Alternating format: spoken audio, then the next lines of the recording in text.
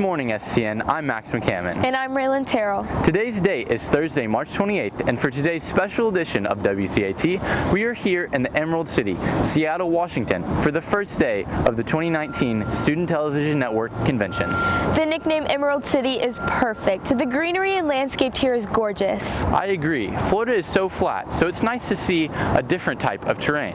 Convention has allowed us to experience so many different places in the U.S. Yes, but it can get quite stressful, and it's definitely the most exhausting week of the year for us students. Good thing there's a coffee shop on just about every corner in the city. Something that all STN students share with Seattle locals is their love for coffee. Did you know that the prominence of coffee in American culture started in Seattle? No, I didn't, but I can definitely see why people in this fast-paced city rely on it to start their day. When I was on the light rail coming from the airport earlier this week, a local recommended an amazing coffee shop, and Jackson is there right now. Here in Seattle, coffee shops are the fuel of the city. From early morning lattes to late night cold brews, cafes are a vital part of the local community. Coffee and Seattle go hand in hand. Coffee has been ingrained within the culture for Seattle for at least 30 or so years. Like when Starbucks came on in the 1970s, like it brought sort of a coffee revolution to this area. I think that they've created an ecosystem around them where you can have other coffee shops that specialize in different types of coffee offerings or different styles of drinks, or even sort of like an entirely different experience. Even if you just sort of survey the streets out here, 50% of the people will be walking around with a cup of coffee in their hand. Seattle may be crazy for coffee, but caffeine isn't the only thing people of the Emerald City are seeking. When it comes to quality coffee, and when it comes to, I want to say, like personal relationships that we have with our regular customers, they can't beat us with that. I feel like people in Seattle, they long for a personal connection with their barista because we are the first people that they see in the morning.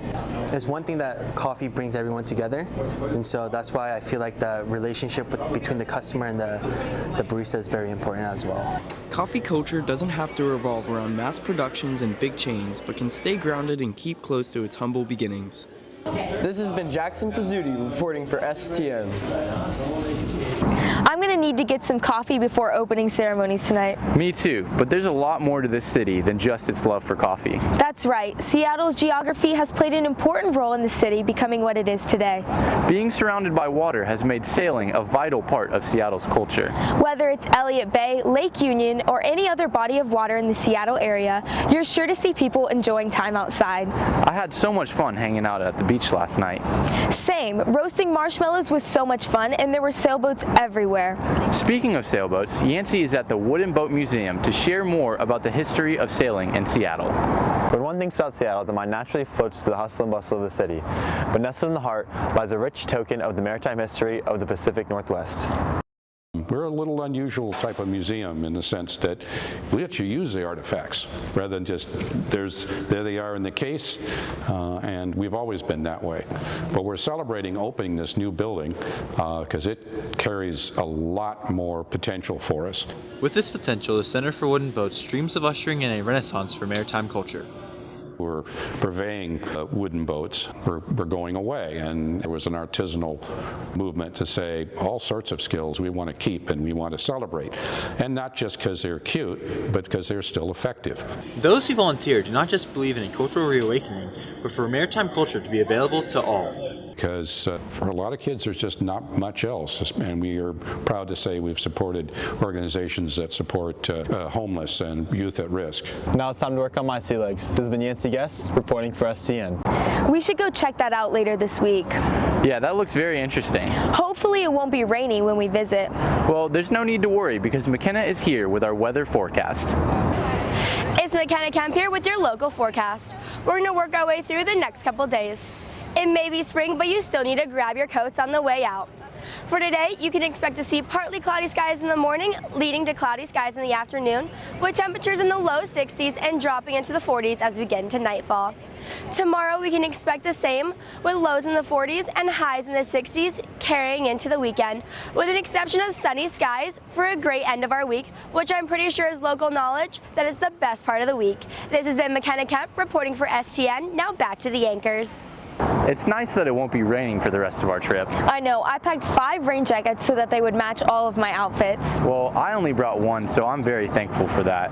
But it wouldn't have been that bad if it had rained, since we had a backup plan to visit the Chihuly Glass Gardens. The Glass Gardens are a huge attraction for tourists in Seattle because it allows them to learn about a lesser known part of the city's culture, which is its appreciation for glass and glass blowing.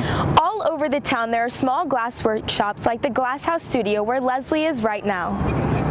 In Seattle, Washington, the glass-blown capital of the world, the local Glass House Studio is where artists make hand-blown glass creations like the one shown in the Chihuly Garden and Glass.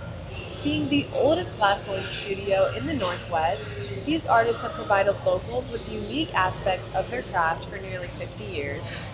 It's unique to work in the oldest glassblowing studio in Seattle because it's the oldest glassblowing studio in Seattle and it's in an old historical part of town. For someone like myself, I collect 18th century Baroque art, yet I'm working here with all this contemporary glass art every day.